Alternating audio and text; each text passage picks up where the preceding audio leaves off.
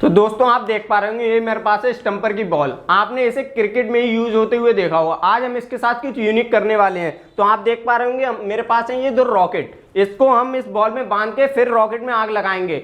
आग लगाने के बाद देख पाएंगे हम इस बॉल को रॉकेट घुमा पाते हैं या नहीं घुमा पाते हैं। तो आप इसी तरह वीडियो में लास्ट तक बने रहें। मिलते हैं वीडियो के लास्ट में।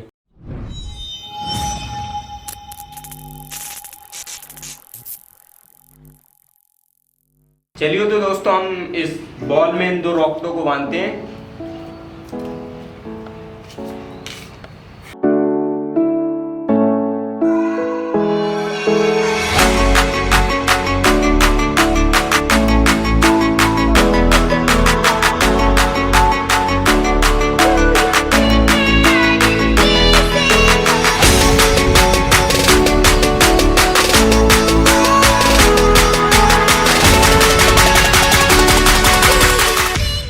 तो दोस्तों आप देख पा रहे होंगे इन रॉकेटों को इस बॉल में हमने बांध दिया है। इन रॉकेटों में आग लगाने के बाद हम देखेंगे कि ये रॉकेट इस बॉल को कुछ इस तरीके से घुमा पा रहे हैं या नहीं घुमा पा रहे हैं। तो इसी तरह वीडियो में बने रहे। मिलते हैं वीडियो के लास्ट में।